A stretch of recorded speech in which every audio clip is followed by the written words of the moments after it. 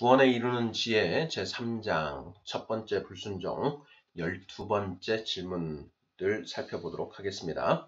모두 9개의 질문으로 이루어져 있습니다. 질문을 먼저 읽어보도록 하겠습니다. 1번 옳고 그름, 즉 선악을 판단하는 권한은 오직 누구에게 있나요? 2번 하나님은 우리가 이 세상을 살아가는 데 필요한 선악의 기준을 우리에게 제공하여 주셨습니다. 그것이 무엇인가요? 3번 크리스천은 성경 말씀을 기준으로 선악을 분별하며 살기로 결단한 자들입니다. 당신은 성경 말씀과 당신의 생각이 충돌할 경우 말씀에 절대 복종하고 있나요? 4번 내 생각을 죽이고 성경 말씀에 복종하는 것, 이것이 자기 부인입니다. 에덴 동산에 유일한 계명이 있습니다. 무엇인가요? 창세기 2장 17절. 5번 하나님은 우리에게 정말 많은 자유를 부여해 주셨습니다. 모든 것을 다 해도 됩니다. 단 하나 이것만 하지 않으면 됩니다. 무엇인가요? 6번 하나님은 인간을 지성과 감정과 감성과 의지를 가진 존재로 만드셨습니다. 이것은 축복인가요? 문제거리인가요? 창세기 1장 26, 27절.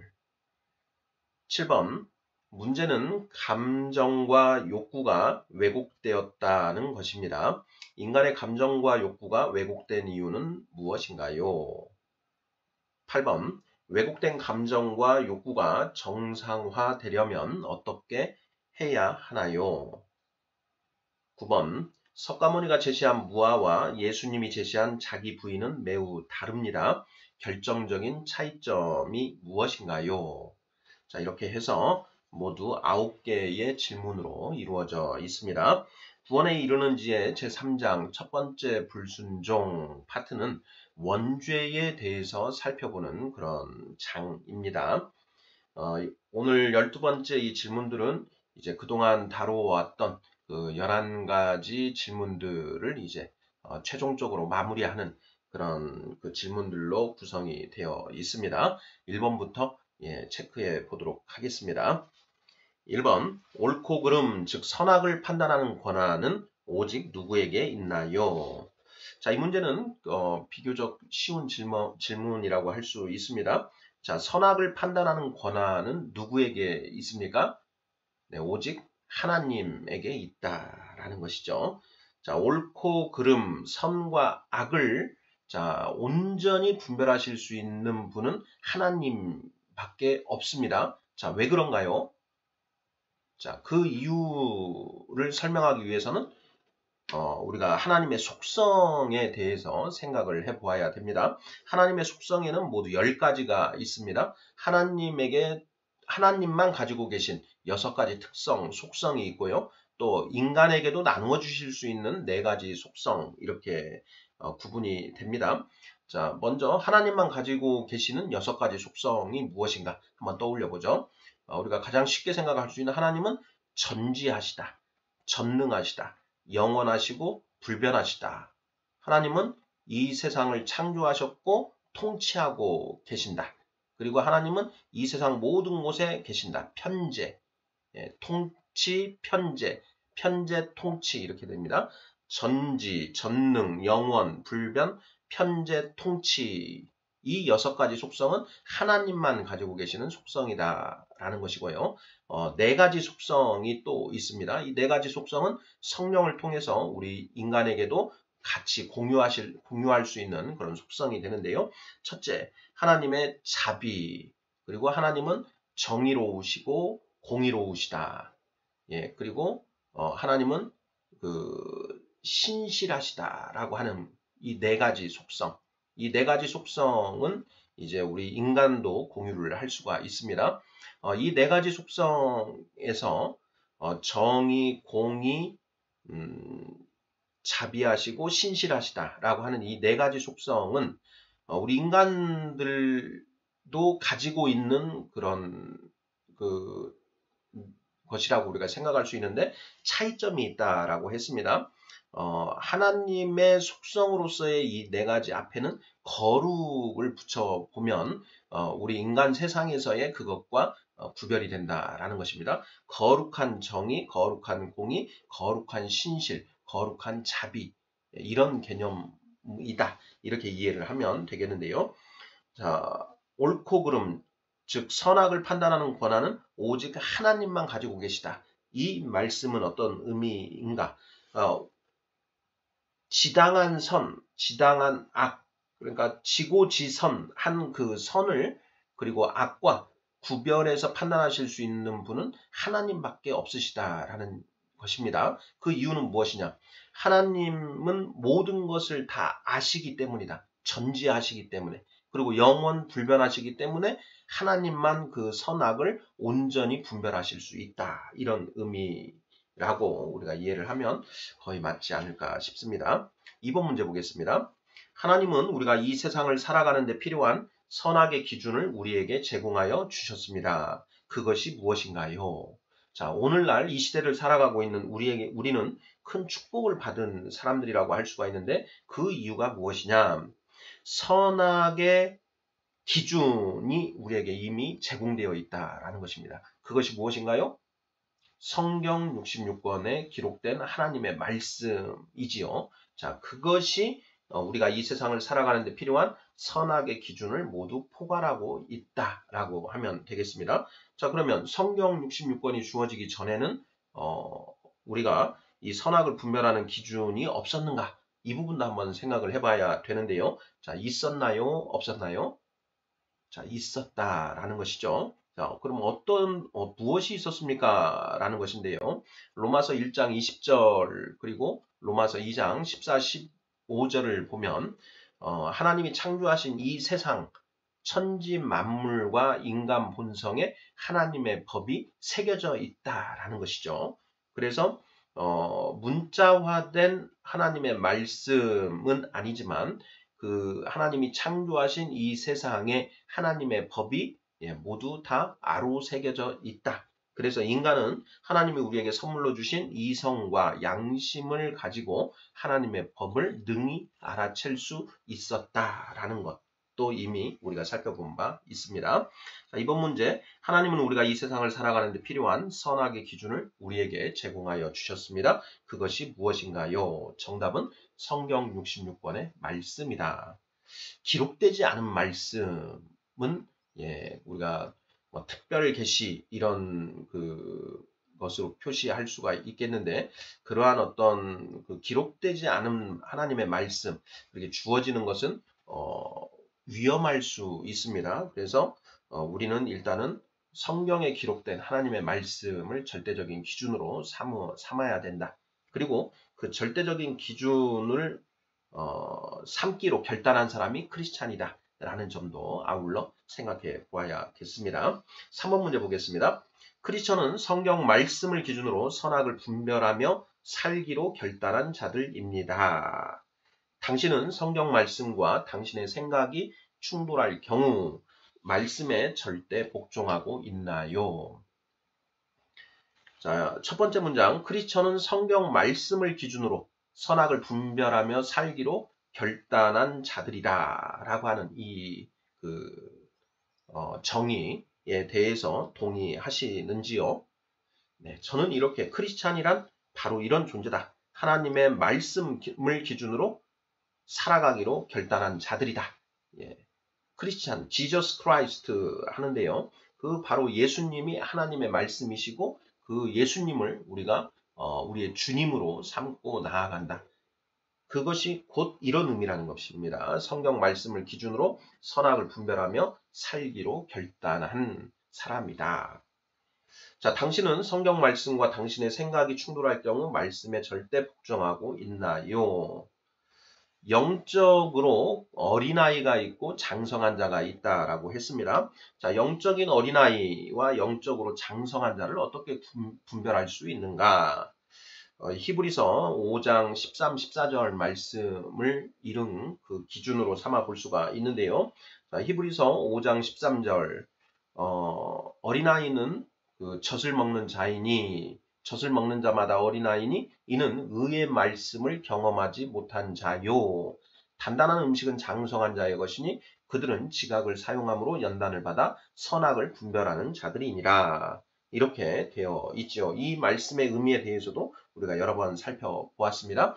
자, 영적으로 어린아이는 하나님의 말씀을 기준으로 선악을 분별하며 살기로 결단했지만 아직은 온전하게 그대로 살아가지 못한다라는 것이죠. 그래서 때로는 내 생각과 하나님의 말씀이 충돌할 때 내 생각을 쫓아갈 때도 있고 또 하나님의 말씀을 쫓아갈 때도 있다.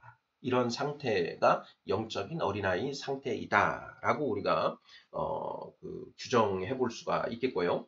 반면에 장성한 자는 내 생각과 하나님의 생각이 충돌할 때 반드시 그 하나님의 생각인 하나님의 말씀에 자신을 복종시키는 그런 존재라는 것입니다. 사도 바울 선생은 내 몸을 쳐서 죽기까지 복종한다라는 그런 표현을 쓰셨죠.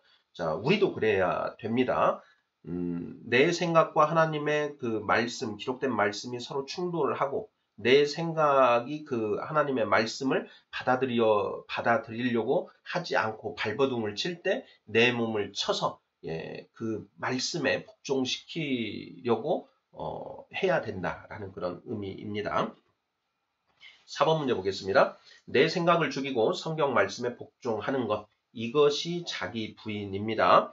에덴 동산에 유일한 계명이 있습니다. 무엇인가요? 내 생각을 죽이고 성경 말씀에 복종하는 것. 이것이 자기 부인이다 라는 것입니다. 예수님이 제자들에게 너희가 나를 따르려거든 자기를 부인하고 매일 자기 십자가를 지고 나를 따르라 이렇게 말씀을 하셨죠. 마태복음 16장입니다. 자, 여기서 말하는 자기 부인이 무엇이냐? 자기 부인. 내 생각을 죽이고 하나님의 말씀에 복종하는 것. 이것이 바로 자기 부인이다 라는 것. 이것도 여러 번 우리가 짚어보았습니다. 에덴 동산에 유일한 계명이 있습니다. 무엇인가요? 자, 에덴 동산에 단 하나의 계명만 있습니다. 무엇이지요? 창세기 2장 17절. 선악을 알게 하는 나무의 열매는 먹지 말라. 내가 먹는 날에는 반드시 죽으리라 하시니라. 선악을 알게 하는 나무의 열매는 먹지 마라. 이거 하나만 금지되어 있었다라는 것이죠. 이거 외에는 모든 것을 할 수 있는 자유가 그 아담과 하와에게는 주어져 있었습니다. 오직 하나, 선악을 알게 하는 나무의 열매는 먹지 말라라는 것이죠. 자, 선악을 알게 하는 나무의 열매는 먹지 말라는 것이 무슨 의미인가? 5번 문제입니다. 자, 하나님은 우리에게 정말 많은 자유를 부여해 주셨습니다. 모든 것을 다 해도 됩니다. 단 하나, 이것만 하지 않으면 됩니다. 무엇인가요? 선악을 알게 하는 나무의 열매는 먹지 말라라는 것이 다른 말로 바꿔서 말하면 무엇인가? 선악, 즉 옳고 그름을 우리가 스스로 판단하는 것, 그것만 하지 말아라 라는 그런 의미인 것이죠. 자, 에덴 동산에 살고 있던 아담과 하와는 하나님과 동행하는 삶을 살고 있었습니다. 그렇기 때문에 뭔가 옳고 그름에 대해서 판단할 일이 생기면 하나님께 물어보면 되는 것이죠. 아빠, 무엇이 이러이러한 일이 있는데 어떻게 해야 되나요? 하고 물어보면 전지전능하신 하나님이 아담과 하와에게 그것은 이러이러한 경우에는 이렇게 하는 것이 옳은 일이란다 라고 이렇게 말씀을 해주시고 그러면 아담과 하와는 아빠가 하라는 대로 그대로 하면 되는 거였죠. 하지 말라고 하면 안 하고 하라고 하면 되는 그런 상태였다라는 것입니다. 자, 그런데 에덴 동산 중앙에 선악을 알게 하는 나무가 있고 그 열매를 먹은 이후로 스스로 이제 옳고 그름을 판단하고 자기의 판단에 따라 행동하게 되었다라는 것이죠.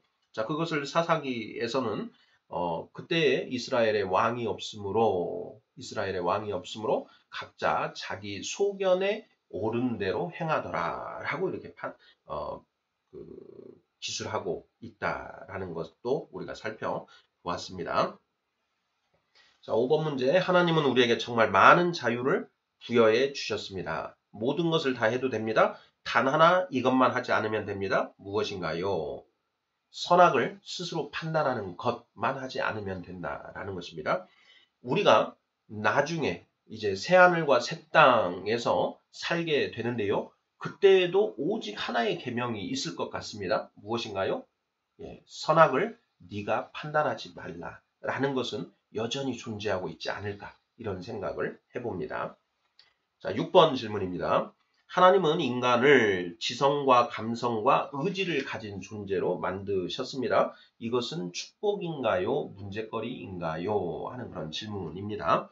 창세기 1장 26, 27절이 제시되어 있습니다. 읽어보도록 하겠습니다.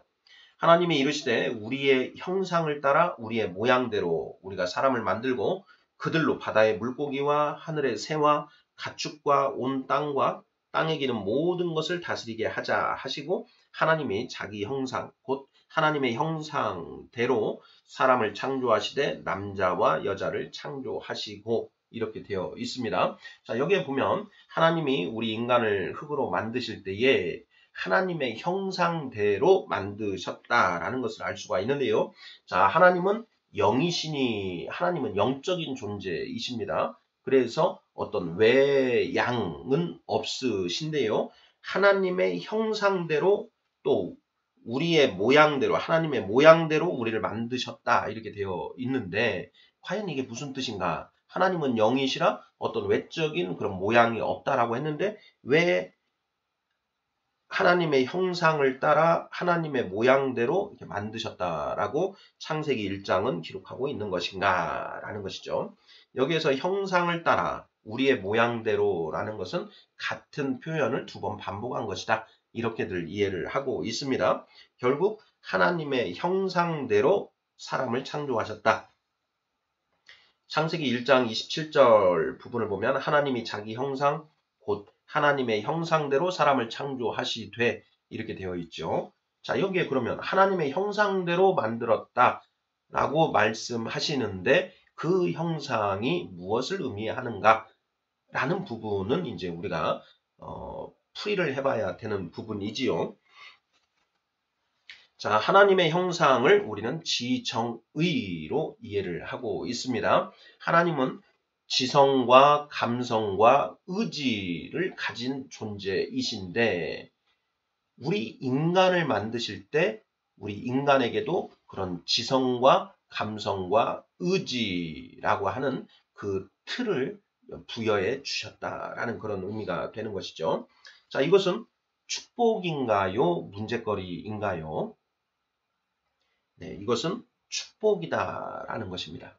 우리가 흔히 하는 말로 하나님이 자신의 명령에 무조건 따르는 로봇을 만들지 않고 하나님과 동일한 지성과 감성과 의지를 가진 인간 존재를 만드셨다라고 이렇게 이야기를 합니다. 자, 이것은 하나님이 우리에게 주신 축복이다. 왜 축복인가? 하나님이 지정의를 가지고 계시고 우리 인간도 지정의를 가진 존재로 만드심으로써 하나님과 인간이 서로 교제할 수 있게 만드셨다라는 것입니다. 그래서 축복이다. 지정의를 가지고 있음으로써 하나님과 온전히 교제할 수 있다. 소통할 수 있는 그런 존재로 만들어졌기 때문에 축복이다라고 우리가 생각해 볼 수 있겠습니다. 7번 문제입니다. 자, 문제는 감정과 욕구가 왜곡되었다는 것입니다. 인간의 감정과 욕구가 왜곡된 이유가 무엇인가요? 자, 이 문제는 쉽습니다. 선악과를 먹음으로써 인간의 지정의, 자, 아담과 하와가 가지고 있던 지정의가 완전히 왜곡되어 버렸다라는 것. 그래서 전적인 타락이 이루어졌다라는 것은 우리가 이미 살펴본 바 있고 이것에 대해서는 뭐 신학적으로도 전혀 이견이 없는 그런 내용이라고 할 수 있겠습니다. 감정과 욕구가 어떻게 왜곡되었는가? 자, 선악과를 먹고 스스로 옳고 그름을 판단하는 원죄로 인하여 감정과 욕구가 왜곡되어 버렸다. 자, 뒷부분에서 우리가 살펴보겠지만 우리 인간에게 감정과 욕구라는 것을 하나님이 주셨는데 그것 자체는 아무런 문제가 없다. 그 자체는 죄가 아니다.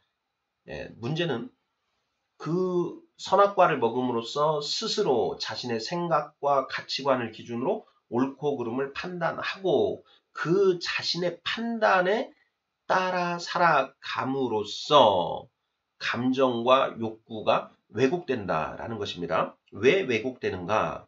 우리는 하나님은 전지전능하신데 전지하시고 영원불변하신데 우리 인간은 그렇지 못하다라는 것입니다. 전지, 전능, 영원불변, 편재, 통치는 하나님만 가지고 있는 하나님의 속성, 예, 전유적인 속성이라고 이미 우리가 그 이야기를 했습니다. 자, 인간은 불완전한 존재라는 것이죠. 불완전한 존재가 옳고 그름을 판단하면 예, 필연적으로 그 답이 틀린 경우가 나올 수밖에 없다는 것이죠.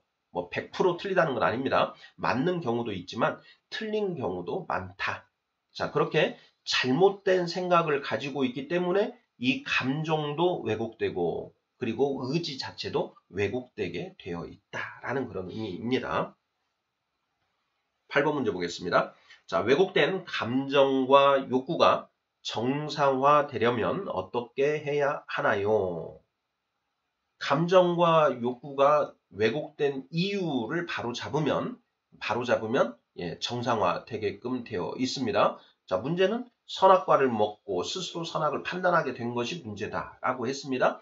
자, 그러므로 원죄로부터 벗어나면 해결되는 문제다라는 것이죠. 자, 원죄로부터 벗어나는 것 어떻게 해야 된다라고 했습니까? 선악을 판단하지 말고 오직 분별해야 된다. 라고 성경은 이야기하고 있다라고 했습니다.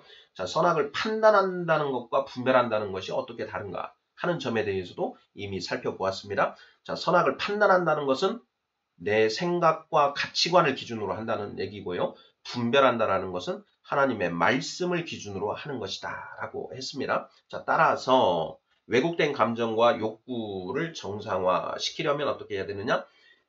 내 생각과 가치관을 버리고 오직 하나님의 말씀을 기준으로 선악을 분별해야 한다라는 것입니다. 이렇게 되면 우리의 감정과 의지도 이제 정상화된다라는 것이죠. 자, 마지막 9번 질문 살펴보도록 하겠습니다. 석가모니가 제시한 무아와 예수님이 제시한 자기 부인은 매우 다릅니다. 결정적인 차이점이 무엇인가요? 자, 석가모니는 인간 이성과 양심을 가지고 인간 본성에 새겨진 하나님의 법을 탐구하였다라고 했습니다. 자, 그러한 탐구 결과 나라고 하는 이 아상이 모든 것의 원인이다라는 것을 이제 깨닫게 되었고, 그래서 그 아상을 없애는 그 멸화의 방법을 찾아내고 무아의 경지에 들어가는 것을 이제 제시했지요. 자, 그런데 석가모니가 제시한 이 무아에는 어떤 한계점이 있습니다. 그 한계점이 무엇인가 하는 그런 질문이 되겠습니다. 석가모니가 제시한 무아, 나라고 하는 존재 자체를 완전히 해소시켜버리는 것이죠. 그러니까 어떻게 보면 나라고 하는 존재 자체를 완전히 없애버리는 것입니다. 그런데 이 나라는 존재를 없애다 보니 지정의를 모두 다 부정하게 된다라는 것입니다. 자, 나라고 하는 이 존재가 문제다. 그래서 나라고 하는 이 존재를 해체시켜버려야 되는데 그걸 해체시키기 위해서는 자, 내가 가지고 있는 이 지성도 모두 없어져야 되고 내가 가지고 느끼고 있는 이 feeling, 그 감정도 모두 없애버려야 된다. 그리고 내가 욕구하고 의욕하는 나의 의지, 욕구도 모두 부정해야 된다. 라는 이제 이런 해결법을 제시한 것이지요. 자, 그런데 우리가 6번 문제에서 이미 살펴본 것처럼 하나님이 우리에게 지성과 감성과 의지를 주신 것은 하나님의 축복이라고 했습니다. 자, 그 중에 그 문제가 된 것은 선악과를 먹음으로 인해서 우리의 지성 부분이 왜곡되어 지정의가 왜곡됐다라고 하는 것이죠. 근데 그 문제가 원인이 무엇이었냐? 옳고 그름을 스스로 판단하는 것 때문에 문제였다. 그래서 예수님의 자기 부인은 예, 다른 건 다 인정을 해줍니다. 우리의 감성과 욕구 이런 것들 다 아무 문제 없다. 다만 하나 옳고 그름만 선악만 네가 판단하지 말라라고 말씀을 하시는 것이죠. 그래서 석가모니가 제시한 무아와 예수님이 제시한 자기 부인은 매우 다르다라는 것입니다. 석가모니는 나라고 하는 그 존재 자체를 완전히 부정할 것을 요구하는데요. 자, 예수님의 자기 부인은 무엇만을 요구하느냐? 자, 네 생각과 가치관을 기준으로 선악을 판단하지 말라. 이것만 하지 말라고 하시는 것이죠. 그리고 선악을 판단하지 말라. 아예 그것 자체도 부정하지 않습니다. 자, 선악을 우리가 판단해야 됩니다. 끊임없이 우리는 옳고 그름을 판단해야 되는 그런 상황에 처해지게 되어 있기 때문에 판단을 해야만 하는데, 자, 그것도 판단도 해라. 다만 하나님의 말씀을 기준으로 판단해라. 라고 이렇게 말씀을 하시는 거죠. 그래서 석가모니가 제시한 그 무아라고 하는 방법론과 예수님이 말씀하신 자기 부인이라고 하는 그 방법론은 상당히 다르고, 예, 어느 것이 더 쉽습니까? 네, 자기 부인이 훨씬 쉽죠. 옳고 그름만 내 생각과 가치관을 기준으로 옳고 그름만 판단하지 않으면 되는 이 자기 부인이 훨씬 더 쉽다라는 것입니다. 그리고 석가모니가 제시한 그 무아, 나의 감정과 욕구까지 모두 다 해체시키는 이것은 어떻게 보면 불가능한 일일 수 있다라는 것이죠. 이렇게 해서 구원에 이르는지의 제3장 첫 번째 불순종, 마지막 12번째 질문들 살펴보았습니다. 자, 원죄가 무엇인가 라는 것이 핵심 포인트가 되겠습니다.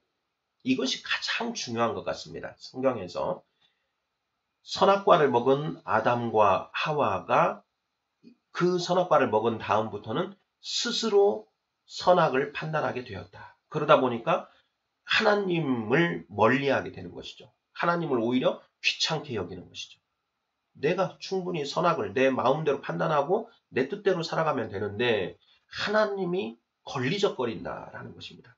그래서 하나님과 척을 짓고 하나님과 분리돼서 내가 왕이 되어서 살아가려고 하는 그런 상황이 만들어졌다라는 것. 이것을 3장 첫 번째 불순종에서 핵심적으로 살펴보았습니다. 아멘.